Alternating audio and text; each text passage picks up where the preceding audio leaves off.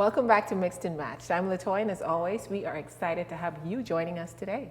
So here on Mixed and Matched, we are passionate about making sure blended families blend well. Now, if this is your first time joining us, I encourage you to take a look at our YouTube page. There's a video there that explains our mission, our vision, our heart behind this ministry. But today, I am excited. I get to interview my very good friend, Latamarra. Latamarra is going to share her journey as a stepchild in a blended family.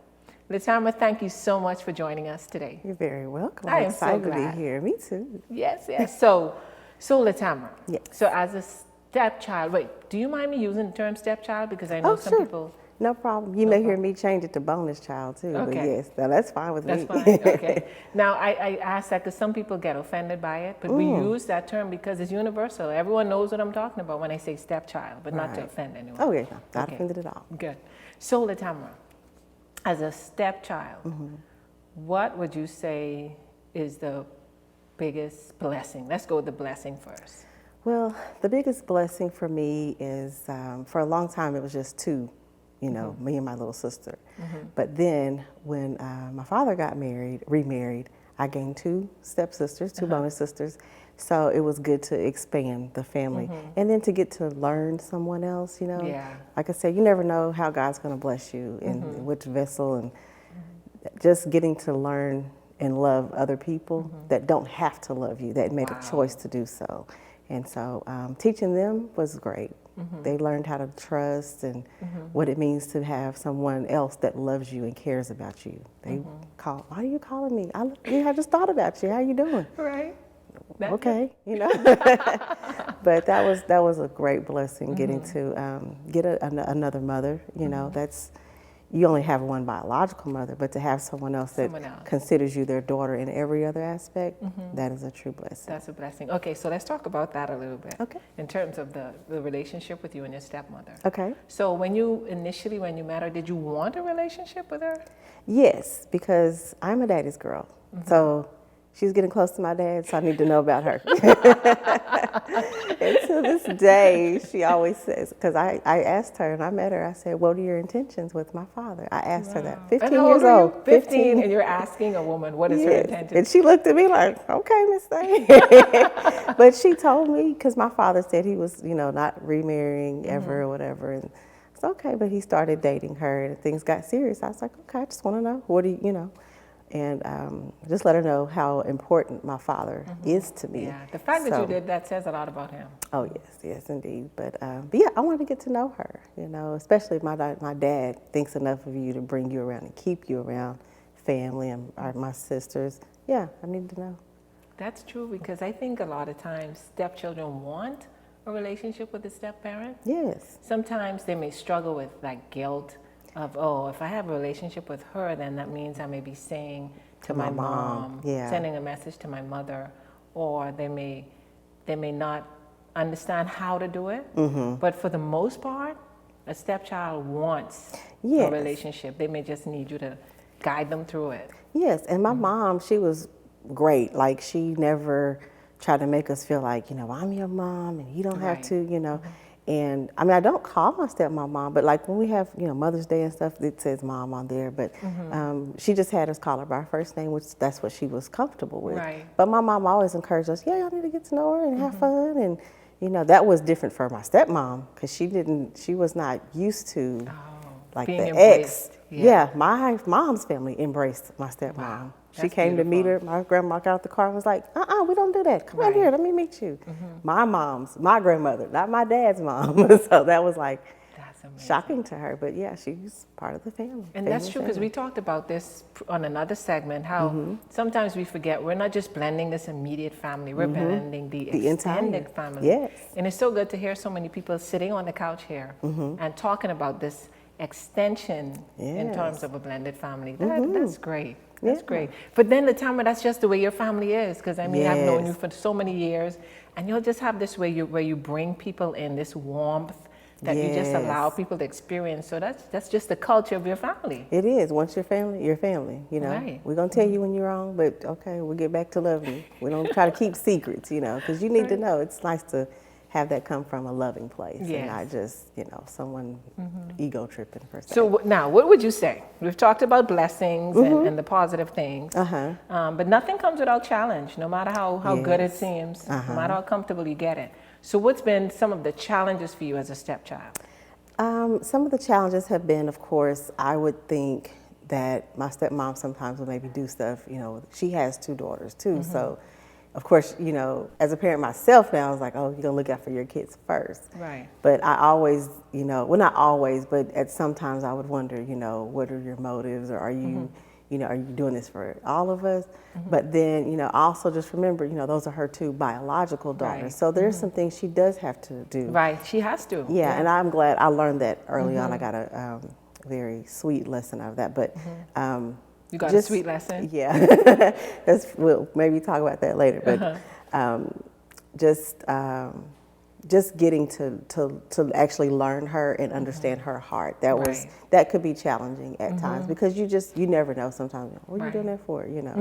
So because they're balancing things too. They're balancing learning how to love their biological children, but learning how to love this addition into their life. Exactly. And it takes balance to do that, because sometimes their own children feel left out if they're showing too much attention to the stepchild. Yes, because my mom would buy my sister and I little gifts, and my little stepsister would be like, so she had to start buying stuff, and she was like, gift for them too, right? Yeah, so that was just challenging for her as well, because she comes from, my dad and my stepmom both have come from large families, 9 and 10 children, and it's like, this is how we're raised. Right. You're not taught how to embrace another family member outside of your family, to right, create. right. That's like, That's strange. Yes. Yeah, how do you do yes. that? Why are we doing that? Most What is people going would on? think, Yes, because on my dad's side, it was a little difficult for them to accept, my stepmom and her children, because the family to them is family. Is right, because their culture is different. Yes, they were raised. My mom and dad are raised a little different, but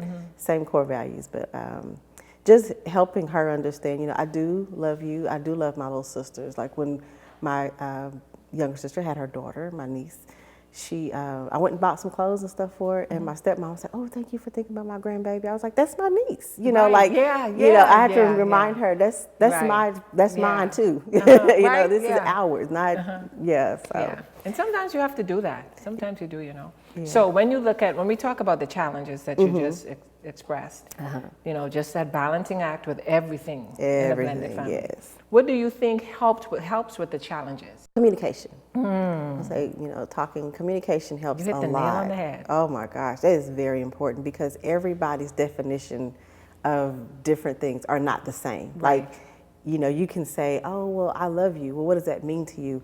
Some people show it, some people, say it, and some people match. Their actions and their words match. But it takes some getting used to when you're not used to having someone in your life, Right. All this time. But you have to learn how to communicate and learn what they mean in their hearts. But just talking about it, man, that's big. We sit around the kitchen table. I just left there this morning picking up some mail.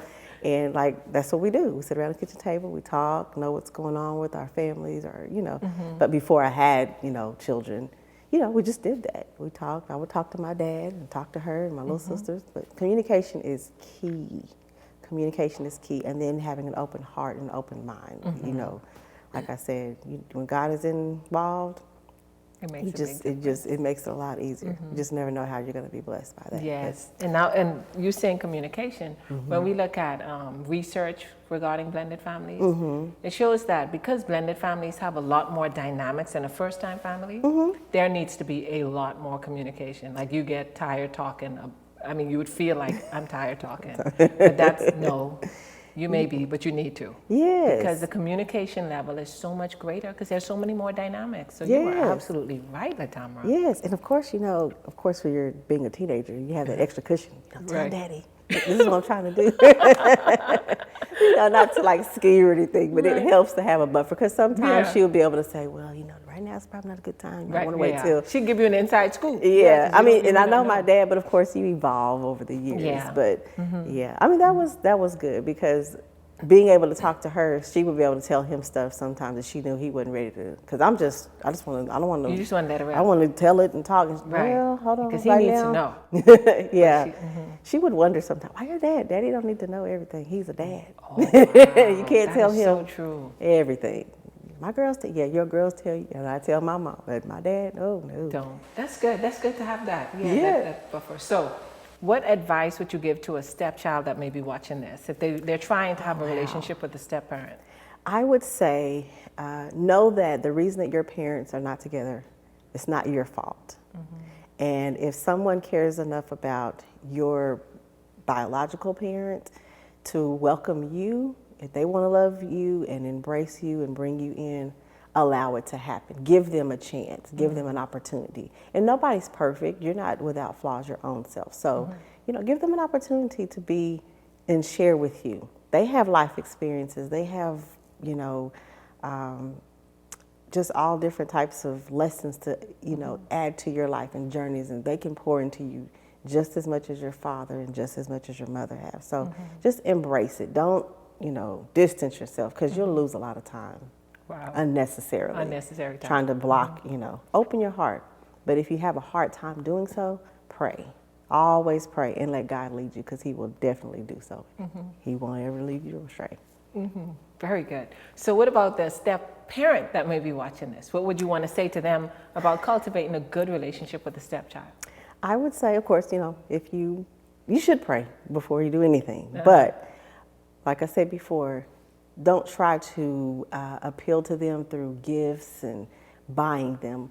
A child, I don't care how old they are, if you're 60 getting ready to have a 30-year-old stepchild, a child spells love, Time.